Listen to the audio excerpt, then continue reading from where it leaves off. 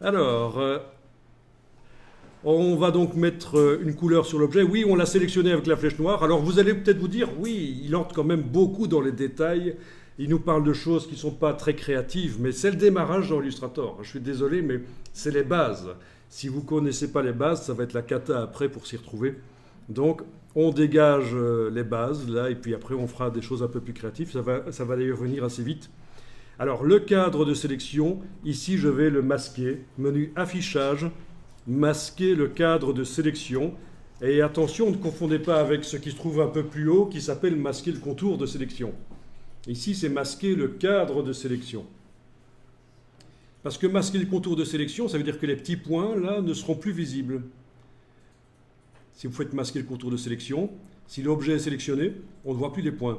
Et ça, c'est un peu la cata si vous n'avez pas compris ce que vous avez fait là. Donc, ne masquez pas le contour de sélection, masquez le cadre de sélection. Donc, ça veut dire que c'est plus sympa, je trouve, que quand on manipule les objets dans Illustrator, de ne pas voir ce cadre qui apparaît en permanence. Et évidemment, vous avez ici l'outil de transformation manuelle qui, lui, ramène le cadre de sélection et qui vous permet de transformer l'objet comme on l'a fait avant. Mais uniquement quand on veut, quoi. Qu'on voit le cadre. Quand on active l'outil de transformation manuelle. Ok, l'objet est sélectionné. Il faut décider si on travaille sur le fond ou sur le contour. Je vais travailler sur le fond, donc je le mets en avant-plan ici. Alors, on décide donc si on veut modifier le contour ou le fond de l'objet. D'accord? En mettant la case à l'avant-plan. Souvent, quand j'explique ça, il y en a qui ne comprennent pas et qui font ceci avec la flèche. Voilà, je travaille sur le contour. Voilà, je travaille sur le fond. Mais non, en permanence, là, on travaille sur le fond, puisque c'est lui qui est en avant-plan. On fait juste inverser les couleurs de contour et de fond, là, mais on travaille toujours sur le fond. Donc, c'est l'avant-plan, le fond est en avant-plan, là. Et on va chercher dans la palette des nuanciers. Fenêtre nuancier. Dans la palette nuancier, je vais l'agrandir par sa petite case. Je vais agrandir les cases maintenant. Donc je l'agrandis par sa petite case en bas à droite, là, son petit coin. Puis, dans le menu ici, je peux demander affichage par grande vignette. Voilà. C'est plus sympa quand même. D'accord? Bon. Vous avez dans le nuancier différentes choses. Un nuancier peut contenir des échantillons de couleurs. Ben oui, cliquez sur un échantillon ou l'autre, comme ça vous mettez la couleur sur la bestiole. Ça peut contenir des échantillons de couleurs, mais ça peut aussi contenir des dégradés. Voilà un dégradé. D'accord? Ça, c'est un dégradé noir transparent au centre, mais ça ne se voit pas tant qu'on n'a pas demandé d'afficher de damier de transparence. D'ailleurs, le bleu ici aussi, c'est de la transparence. Vous voyez qu'il y a un damier. Oui, on peut faire des dégradés avec de la transparence. Vous avez des motifs. Et là, c'est aussi un motif avec de la transparence. Ça ne se voit pas, mais il y a des motifs. Moi, je le sais parce que je les ai vus, je les connais. Mais comme ça ne se voit pas que c'est un damier avec de la transparence. Si je vais dans le menu affichage, afficher le damier de transparence, ça se voit que le blanc, en réalité, c'est pas du blanc, c'est de la transparence. D'accord? Là aussi. Bon, je réaffiche, je masque le damier de transparence, menu affichage. Donc voilà, le nuancier contient ces trois sortes de choses, plus encore des groupes de couleurs. On appelle ça des groupes de couleurs, et c'est utilisé quand on veut modifier les couleurs des illustrations. On y viendra plus tard dans Illustrator avancé. Ici, vous avez la possibilité de filtrer, c'est-à-dire de ne montrer que les nuances de couleurs dans le nuancier, que les dégradés, que les motifs, ou que les groupes de couleurs. Bon, mais ne faites pas ça. Choisissez afficher toutes les nuances.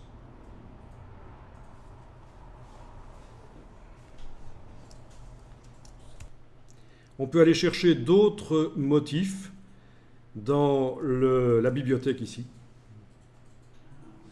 Motifs. On l'a déjà fait d'ailleurs, je pense. Hein. On avait mis ça sur quoi? Je me souviens déjà plus. Non, c'est... Oui, sur le drapeau, oui. Voilà. Voilà, vous avez différents motifs. Donc je suis allé chercher héritage décoratif. C'est donc une palette non modifiable, mais dès que je clique sur un motif pour l'utiliser, il est intégré au nuancier du document. Donc les bibliothèques de motifs qu'on va chercher ne sont non modifiables, mais on peut en créer ses propres palettes si on veut.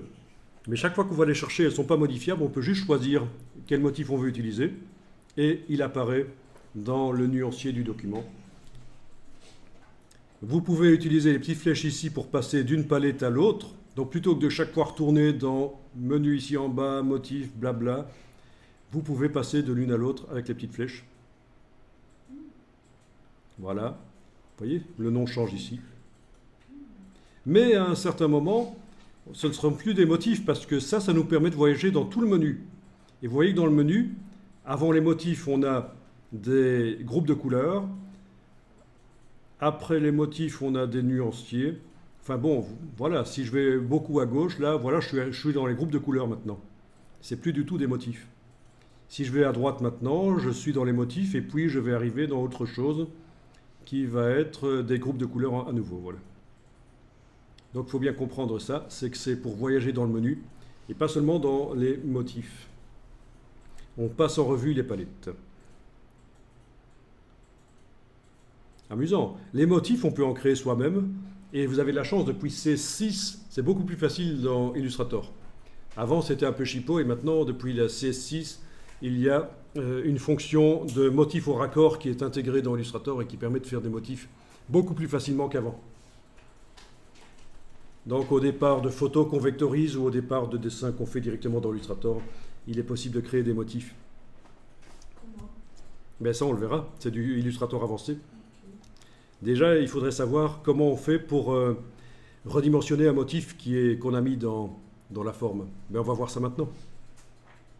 Alors, vous allez certainement sur le web voir des tutoriaux qui vous parlent d'une touche. Sur le PC, ce sera la touche tilde. Sur le Mac, ce sera la touche supérieure. Et ils vous diront qu'il faut utiliser cette touche pour redimensionner les motifs. Ne le faites pas, ça ne marche pas. Ça ne marche pas souvent. Ça ne marche pas tout le temps. Donc je vais vous montrer la technique de redimensionnement de motifs qui fonctionne à tous les coups. Ok. Alors, on va tester. Alors voilà, vous avez votre forme qui est sélectionnée. Ok. Vous travaillez bien sur le fond. Vous avez ici l'outil de transformation manuelle qui permet de modifier la dimension de l'objet.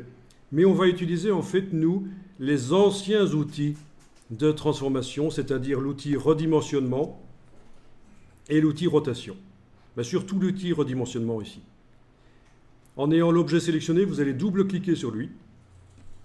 Ça fait apparaître une boîte.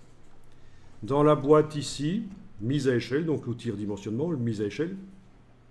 Vous allez cocher l'option transformation de motif et décocher l'option transformation d'objet. Donc ça veut dire que la mise à échelle va se faire uniquement sur les motifs et pas sur l'objet. Vous cochez la case aperçue. Alors on va tester, parce que l'autre jour quand j'ai testé ça, ça a foiré un peu. 50%, touche tabulation, ça marche. Je crois que ça avait foiré parce que on travaille sur des groupes l'autre jour. 25. Voilà, touche tabulation pour valider. Ok, ben essayez de mettre votre motif à 25%, par exemple, il est donc 4 fois plus petit. Ok. Donc, à 25%, mon motif est 4 fois plus petit. Que se passe-t-il si je redouble-clique sur l'outil mise à échelle? Eh bien, 25% revient, et donc ça s'applique sur mon motif qui était déjà réduit à 25%. D'accord? Donc là, je suis à combien de pourcents? À 6% à peu près de la taille d'origine. Si je veux remettre le motif comme il était au départ, il faut que je mette 400%. Touche tabulation pour valider. Vous voyez la logique? Si je le mets à 25%, pour le remettre à sa taille d'origine, il faut que je le remonte à 400%, 4 fois plus. C'est comme ça que ça fonctionne, donc la mise à échelle des motifs. Bon, je vais mettre ici 200% parce que je veux quand même qu'il soit un peu plus petit, voilà. OK. Leur dimensionnement de motif, ben voilà, vous connaissez, vous avez vu. Alors, quand on déplace l'objet, est-ce que le motif suit? Oui, il suit. C'est parfait.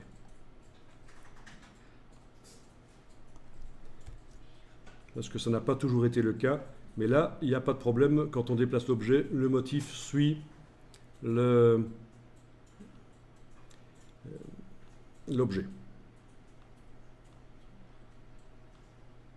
C'est-à-dire que l'objet n'est pas comme une fenêtre qui me montre un motif. Hein. Vous voyez ce que je veux dire? Ok, ça c'est leur dimensionnement. Ben, voyons maintenant le déplacement et la rotation. Eh bien, toujours en ayant l'objet sélectionné, vous allez double-cliquer sur la flèche noire. Ici, vous allez également décocher l'option transformation d'objet. Transformation de motif est forcément coché. L'angle, c'est ici. Alors, l'angle sur un motif comme celui-ci, ça n'a pas un intérêt énorme, quoique. Si, ça change quand même. Mais ça se voit moins, quoi. Enfin, voilà, ça tourne le motif.